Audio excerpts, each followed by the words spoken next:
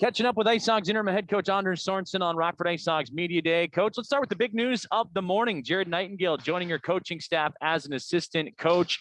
He played with the Rockford IceHogs a few seasons ago, 2013-14, so he knows the community and the organization well. But where do these conversations begin with Jared? What's your history with him, and what ultimately made you want him to join you behind the bench?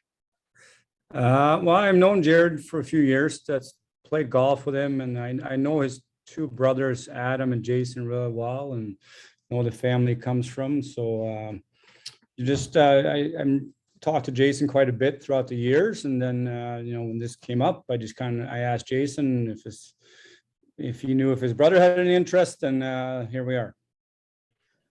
What do you want him to bring to the IceHog locker room? I know he's had a lot of junior coaching experience, most recent with Flint in the Ontario Hockey League. But from a coaching perspective, what does he bring that will help you out and help the IceHogs? It's still an early year, and I know you'll be leaning on him a lot.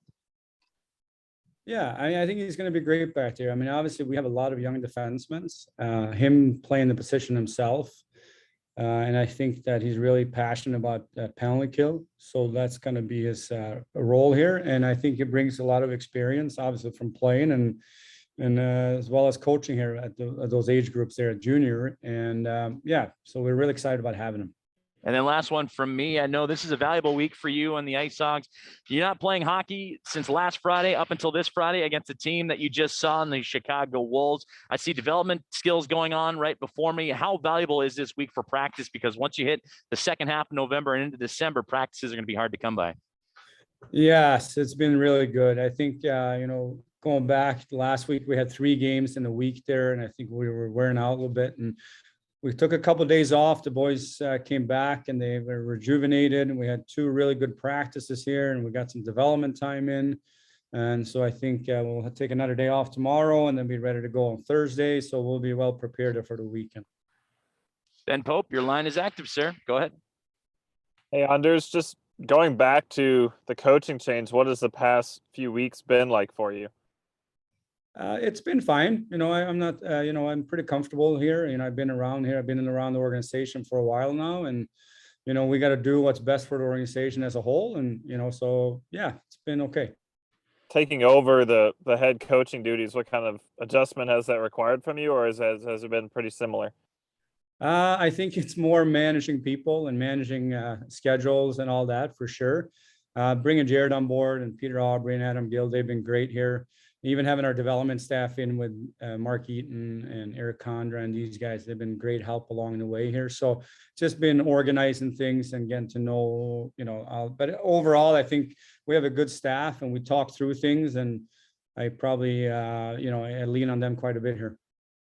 Well, what have your conversations been with Derek these past few weeks? I know he says that you guys have still been keeping closely in touch. Yeah, we talk every day. I mean, we became close here down here as we work together. I think there's a trust factor with each other, and so we talk about everything. We talk about hockey, we talk about our families, and everything else. So yeah, it's a great support to have him there, and he's been great for me the last couple of years, and he still is. I have some player questions, but Sam can go ahead before I get back to it. Sam Knox, your line is active.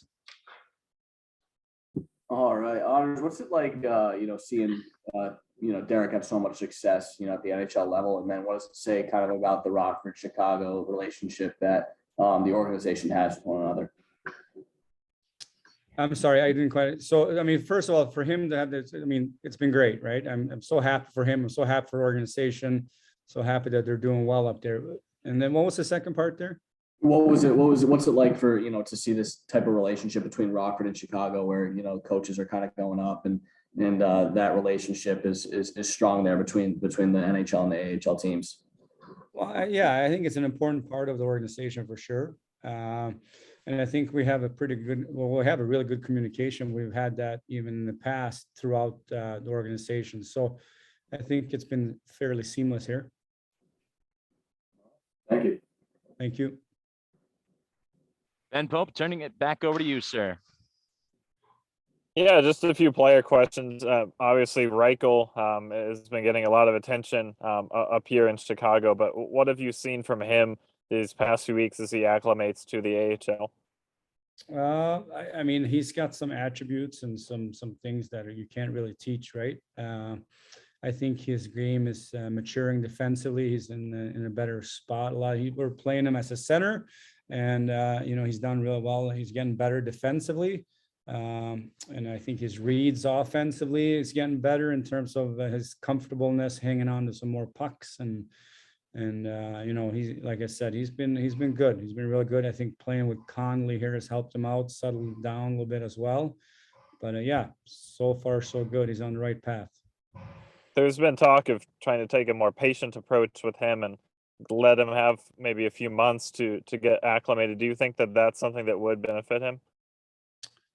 Yeah, I mean, I think it's good for all, but he's a young kid, so I forget how young he is. He's 18 years old, right? So it's I have a son that's the same age, so I talked to him, so you see they go through a lot of different things at those ages. So I think him settling in here, I'm not sure exactly where he's at. They got World Juniors coming up. I know he's got maybe a chance to make the Olympic team, so he's got a lot of things going on. So for him to be in the same spot here for a little bit and get settled, I think is probably a good thing right now. But I'm assuming sooner or later we'll probably see him up there, but I'm not sure. Talking about Brett Connolly there, I see he's been putting up some solid scoring and production. What have you seen from him, and what's his attitude been, as a longtime NHL player being back in the AHL so far? You know what? He's been fantastic. I think that the biggest thing is he feels like, and I think he feels like he should be playing in NHL. And we've seen that part of his game kind of come to life here in the last month or so offensively. I think he was always an offensively gifted player, and now he's playing those type of minutes, and he's done well with them. But he does a lot of things well overall in the game, though, in terms of checking and playing the right way, and just a true pro. And I think he's been really valuable for the younger players in terms of how he plays and how he competes, but also for us as a staff, just chatting with him about certain things has been very helpful. I know you have familiarity for years with Nylander, but what has he been like, and have you seen him sort of getting the rust off after, coming back from that long injury?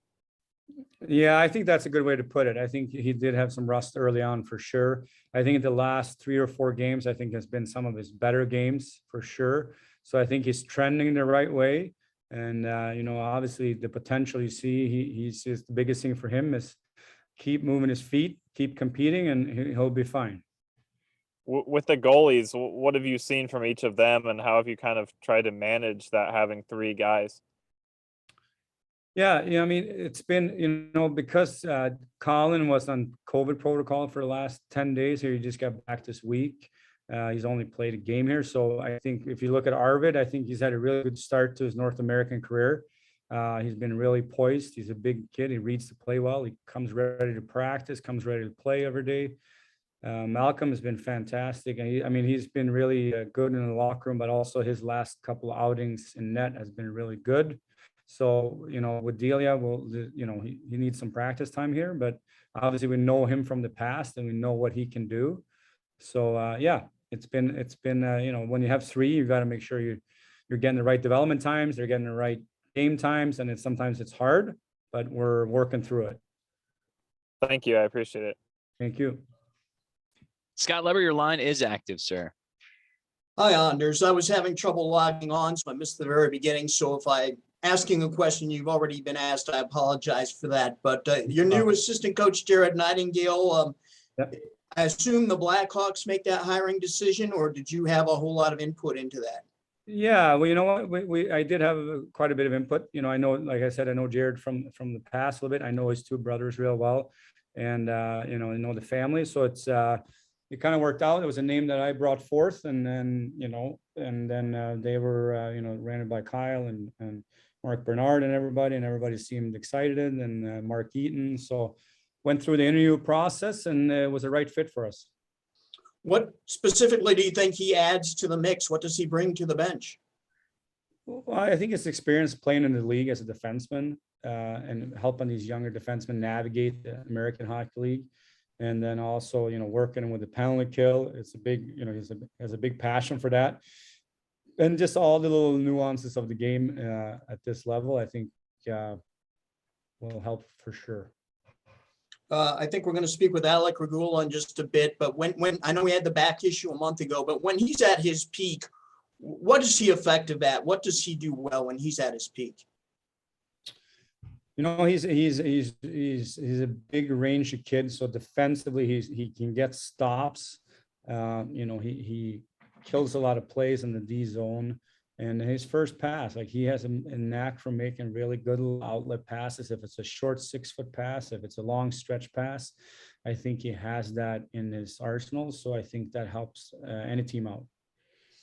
And one last thing, I asked this Coach King a couple of weeks ago, but the IceHogs continually are getting outshot by a huge margin each game. That's continued the last 2 games. Can you pinpoint why that is and how you go about evening that out some? Yeah, I mean, it's something that we have to address. For us, the shot volume is not as concerning as the high danger chances. So it's definitely something that we're looking at. And, you know, if our goalies can see it and they shoot from the outside, we're okay with that. It's more so the high danger chances that we're looking at. So that's kind of a defensive thing then, the preventing those high percentage shots? Yeah, the high danger shots. I mean, those are the things that we really focus on. Like we don't want to give up stuff in the slot area. We don't want to give up tips and rebounds and stuff like that. If they're shooting from the outside and our goalies can see it, we're okay with that. It might not always look good on the scoreboard, but we're okay with you know, it's the quality of the shots that we look at more so than the quantity. Gotcha. All right. Thank you. Thank you.